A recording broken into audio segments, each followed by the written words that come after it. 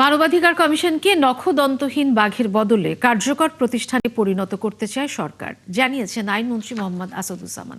তিনি বলেন, অভিযোগ তদন্তের সিদ্ধান্ত গ্রহণের জন্য একজন কমিশনারকে দায়িত্ব প্রদান ও প্রতিবেদন প্রদানে নির্দিষ্ট সময়সীমা বেঁধে দেওয়ায় ভুক্তভোগীদের হয়রানি বন্ধ হবে।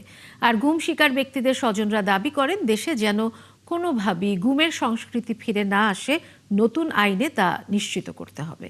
আরও জানাচ্ছেন মোহাইমুনুল খান অপু।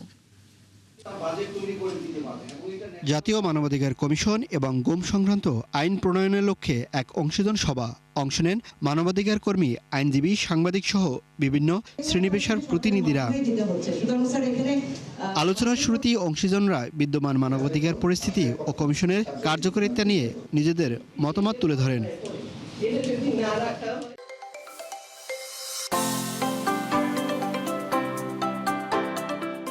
সময় গুম হওয়া ব্যক্তিদের স্বজনরা বলেন, ৫ আগস্টের পরও গুম হওয়া ব্যক্তিদের সন্ধান বা বিচার নিয়ে অগ্রগতি হয়নি। আমরা যারা ভিকটিম ছিলাম, যাদের ভাই বা হাজবেন্ড আমাদের মতন ফেরত আসেনি গুম হয়ে যাওয়ার পরে লং টার্ম, তাদের সম্পর্কে কোনো তথ্য রিসার্চ বা রিপোর্টের যে রিসার্চ রিপোর্ট সাবমিট করা হয়েছিল 1.5 ইয়ার ধরে, সেইখানে খুব যৎসামান্য একটা জায়গায় বোধহয় একটা নাম্বার দেওয়া হয়েছিল যে এই মানুষগুলো ফেরত আসেনি।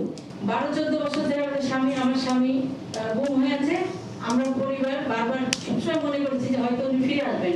হয়তো এটাও চিন্তা করেছিলাম যে 5 তারিখের পরে হয়তো অন্তত আমরা একটা বিষয়ে আমরা জানবো, ফিরে আসবে বা না আসবে, তার পরিণতি বা তার অবস্থা আমরা যে কোনো একটা কিছু আমরা জানতে পারবো, কিন্তু আসলে আমরা কিছু জানি না।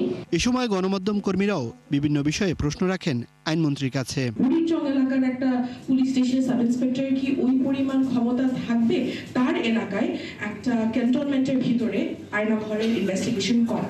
The person is not the concern. The concern is how far we can make it effective through the institution. মানবাধিকার কমিশন যেন নখদন্তহীন বাঘে পরিণত না হয় সে বিষয়ে কাজ করছে আইন মন্ত্রণালয় বলে জানান আইনমন্ত্রী। গুম কমিশন এবং দুইটা আইন নিয়ে আজকে প্রথম কনসালটেশন করলাম, আমরা সেকেন্ড কনসালটেশন করব।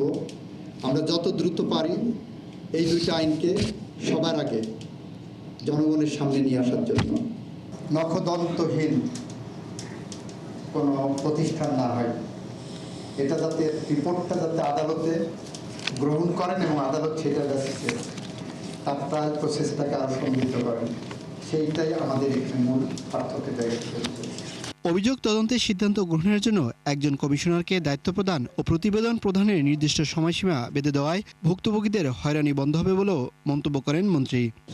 এখানে নূর খান লিটন সাহেব আছেন। মোহাইমুনুল খান অপু, ৭১, ঢাকা।